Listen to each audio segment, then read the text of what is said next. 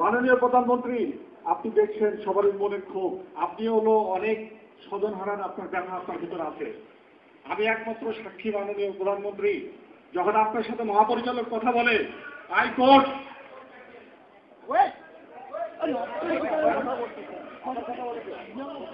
একমাত্র সাক্ষীটা আমি বলতে চাচ্ছি তোমাকে, ওই সময় যারা ছিল সবাই ইন্তেকাল করেছেন। মাননীয় প্রধানমন্ত্রী, আপনার সাথে যখন কথা হচ্ছিল মহাপরিচালকের, তখন উনি আপনাকে বলেছিল ম্যাডাম সম্ভবত 44 রাইফেল ব্যাটালিয়নে একদল বিদ্রোহ করেছে, রিবেল গ্রুপ, সম্ভবত আপনার সরকারকে ইমেজ নষ্ট করার জন্য এই ধরনের কাজ করেছে। আমি মাননীয় প্রধানমন্ত্রী, আমি ওখানে দাঁড়িয়ে তখন শুনলাম, এবং আমাকে সবারই আমরা যারা উপস্থিত ছিলাম, মহাপরিচালক বললেন যে কিছুক্ষণের মধ্যেই সেনাবাহিনী চলে আসবে, আমরা অপেক্ষা করছি সেনাবাহিনীর জন্য। তার আগে আমাদের মাননীয় সেনাপ্রধানের সাথেও আমার মহাপরিচালক কথা বললেন, তখনও শুনলাম সেনাবাহিনী আসবে। কর্নেল গোলজার যেহেতু র্যাব থেকে এসেছিল, সে তার নিজস্ব চ্যানেলে ডিজি র্যাব থেকে শুরু করে সবারই সাথে কথা বলেছে। আমার সাথে ডিএমওর সরাসরি কথা হয়েছে। ডিএমও আমাকে বলছে জানান 46 ব্রিগেড থেকে 2টা ব্যাটালিয়ন মুভ করছে, যা একটু অপেক্ষা করো। যদি তখন আপনি সেনাবাহিনী পাঠাতেন, র্যাব পাঠাতেন, আবার আপনার বন্ধুরা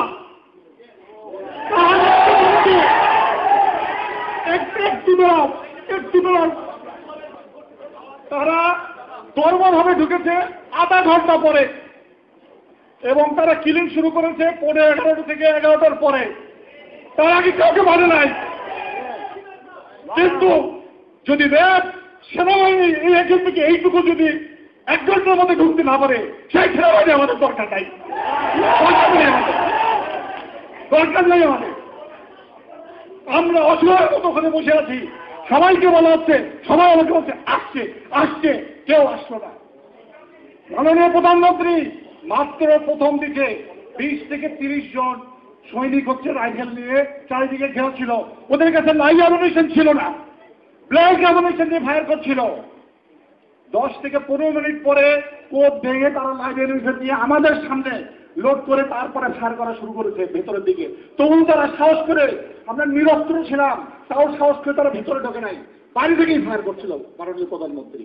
কিন্তু আমি জানি না কেন আপনার মধ্যে কে বুদ্ধি দিল আপনার সংসদে এটা রাজনীতিকভাবে সলিউশন করতে হবে। কেন বিদ্রোহের ঘোষণা বিদ্রোহই করতে হবে, কিন্তু এটা করলেন না। রাজনীতি সব জায়গায় চলে না মাননীয় প্রধানমন্ত্রী, রাজনীতি খবর যদি ইচ্ছে আমার সেনাবাহিনী প্রধান আমাদের একটা ট্রেন পাঠাতো, অথবা একটা যদি আমাদের কমান্ডো বাহিনীর একটা ল্যাটারও যদি যেত, ওরা পিপিলিকের মতো পালিয়ে যেত, কিন্তু কেউ গেল না।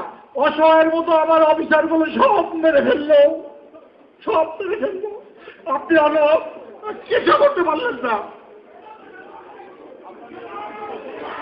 চেষ্টা করতে পারলেন না।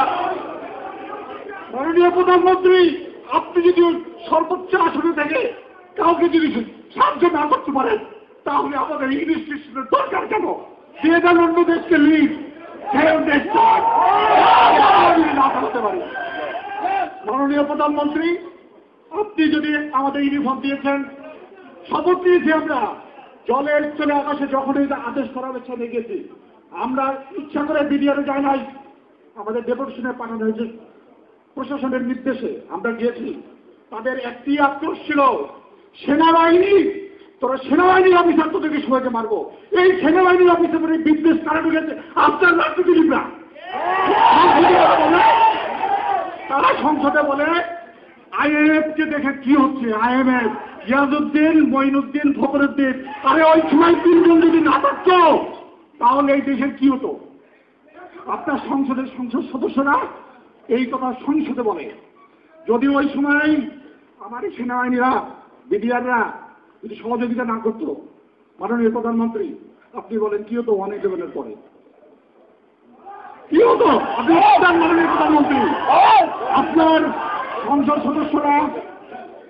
সংসদ সদস্যরা আমরা টিভিতে দেখছি যত বিদ্বেষ সেনাবাহিনীর অফিসারের উপরে। আমরা কি দোষ করেছি? আপনি কি সুযোগ সুবিধা দিয়েছেন আমাদের বাংলাদেশ সেনাবাহিনীকে?